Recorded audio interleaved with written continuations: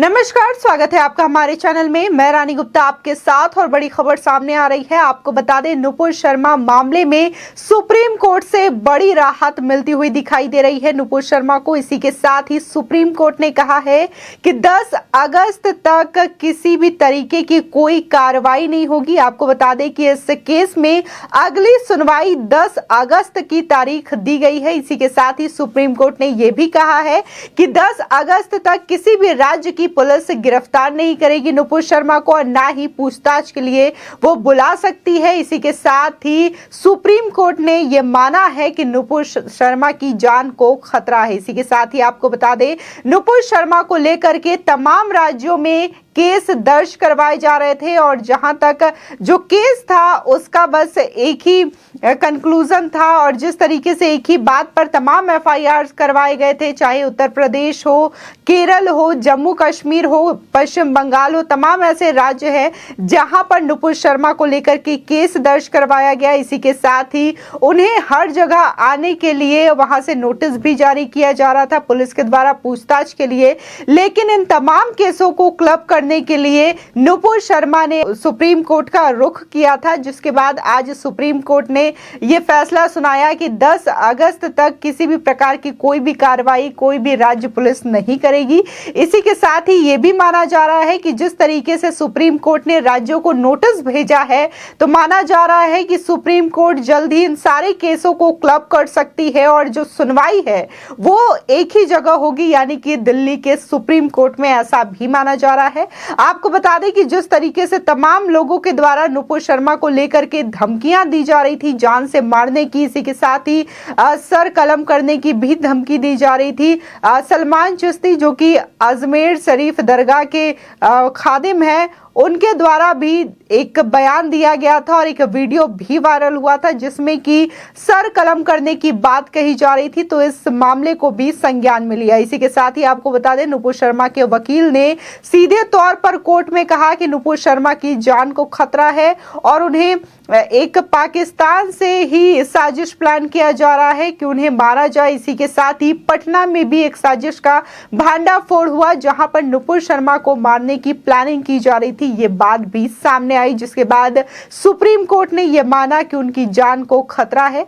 साथ ही आपको बता दें कि पहले ही नुपुर शर्मा को पुलिस प्रोटेक्शन दी गई है। इसके अलावा जो दलीलें सामने रखी गई नुपुर शर्मा के वकील के द्वारा, उसमें यह कहा गया है कि नुपुर शर्मा को लेकर के तमाम राज्यों में ऐसी साजिशें रची जा रही है, सर तन से जुदा के नारे लगाए जा रहे हैं नुपुर शर्मा को लेकर के। तो इनका किसी भी राज्य में इस वक्त जाना खतरे से खाली नहीं होगा, जिसको देखते हुए सुप्रीम कोर्ट ने यह फैसला सुनाया है।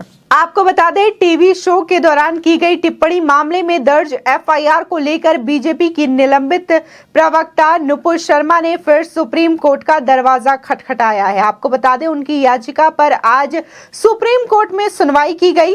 एक बार फिर से जस्टिस सूर्यकांत और जस्टिस जेबी पारदीवाला की बेंच ने इस पर सुनवाई की है। आपको बता दें, नुपुर शर्मा ने याचिका में कहा कि जजों की टिप्पणी के बाद उन्हें और उनके परिवार को लगातार बलात्कार और हत्या की धमकियां मिल रही हैं। पिछली बार इन दोनों जजों ने उन पर तल्ख टिप्पणी भी की थी। आपको बता दें कि कोर्ट ने उन्हें बड़ी राहत देते हुए कहा कि फिलहाल किसी भी राज्य की पुलिस गिरफ्तारी ना करे। 10 अगस्त को अगली सुनवाई होगी। आपको बता दें, बेंच ने आदेश सुनाते हुए याचिकाकर्ता की हत्या के वायरल बयान सलमान चिश्ती का भी संज्ञान लिया। इसी के साथ ही कोर्ट ने यह भी कहा कि यूपी के एक व्यक्ति ने याचिकाकर्ता का सिर काटने की धमकी दी थी। सुप्रीम कोर्ट के निर्देश दिया कि नुपुर शर्मा के खिलाफ कोई दंडात्मक कार्रवाई नहीं की जाएगी। आज की सुनवाई में नुपुर शर्मा की ओर से पेश हुए वकील मनिंदर सिंह ने कहा कि उनकी जान को गंभीर खतरा है। इस पर जज ने कहा कि याचिका में मांग की गई है कि एफआईआर रद्द हो, यह शक्ति हाई कोर्ट को होती है। हमने 1 जुलाई को याचिकाकर्ता को हाई कोर्ट जाने को कहा था। हमने आपको वैकल्पिक कानूनी रास्ते अपनाने को कहा था, लेकिन हमारी चिंता यह है कि आप इसका इस्तेमाल करने की स्थिति में नहीं हैं। हम इसका समाधान करेंगे। साथ ही कोर्ट ने कहा कि हमारी चिंता है कि याचिकाकर्ता वैकल्पिक कानूनी रास्ता कैसे अपनाएंगी। हम इस पर विचार के लिए सभी पक्षों को नोटिस जारी कर रहे हैं। 10 अगस्त को सुनवाई होगी। साथ ही कोर्ट ने कहा कि पश्चिम बंगाल में कई और एफआईआर हुई है, वहां पुलिस के लुकआउट सर्कुलर जारी कर दिया है। गिरफ्तारी का अंदेशा है। अपनी नई याचिका के समर्थन में उन्होंने बताया कि कई घटनाएं हुई हैं, खासकर अजमेर दरगाह के खादिम सलमान चिश्ती ने उनका गला काटने की धमकी का वीडियो भी जारी किया है। इसी के साथ ही यूपी के एक व्यक्ति ने भी ऐसा वीडियो जारी किया है। इसी के साथ ही कोर्ट ने आदेश देते हुए कहा कि फिलहाल किसी भी राज्य की पुलिस गिरफ्तारी नहीं करेगी नुपुर शर्मा की।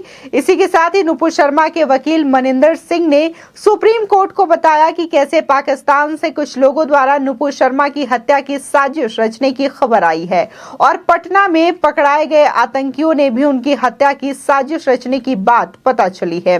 इस पर जस्टिस सूर्यकांत ने कहा कि एक मिश्रित तरीके का एप्लीकेशन दायर करने के बाद वो इन घटनाओं का जिक्र कर रहे हैं। साथ ही उन्होंने कहा कि 3-4 या अन्य एफआईआर भी दर्ज कर लिए गए हैं। वहीं जस्टिस सूर्यकांत ने इस पर जोर दिया कि वो कम से कम किसी एक जगह दिल्ली हाई कोर्ट तो जा सकती हैं। अगर जीवन पर खतरे को लेकर अलग अलग जगह की यात्रा में सक्षम नहीं है तो।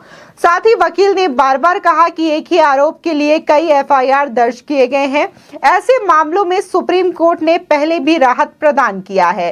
साथ ही सुप्रीम कोर्ट को दी गई दलील में नुपुर शर्मा की तरफ से बताया गया है कि जान पर खतरा होने के कारण वो अन्य विकल्पों का इस्तेमाल करने में सक्षम नहीं हो पा रही हैं और सुप्रीम कोर्ट अनुच्छेद 21 का संरक्षक है।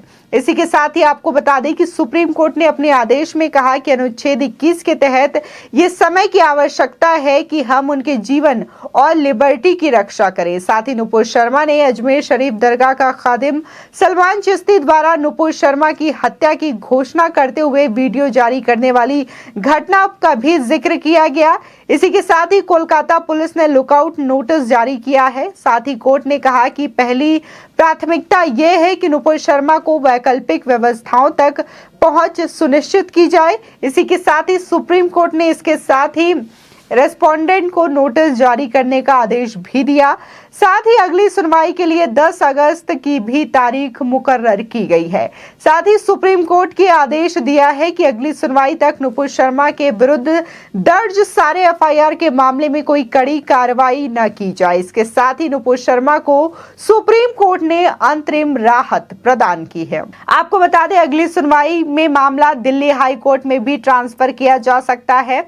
इसके बाद 1 जुलाई 2022 को उन्होंने अपनी इस याचिका को वापस ले लिया था। बता दें वेकेशन बेंच ने उनके बयान को पूरे देश में आग लगाने के लिए जिम्मेदार बताते हुए उन्हें राहत देने से इनकार कर दिया था, जिसे न्यायिक विशेषज्ञों ने न्यायपालिका के इतिहास पर एक काला धब्बा करार दिया था। इसी के साथ ही नुपुर शर्मा पर 7 राज्यों में 9 एफआईआर दर्ज है, जिन्हें वो दिल्ली ट्रांसफर करने की मांग कर रही हैं। लेकिन पिछली बार दोनों जजों ने कह दिया था कि वो देश में जो भी हो रहा है उनके लिए सिर्फ और सिर्फ नुपुर शर्मा ही जिम्मेदार है।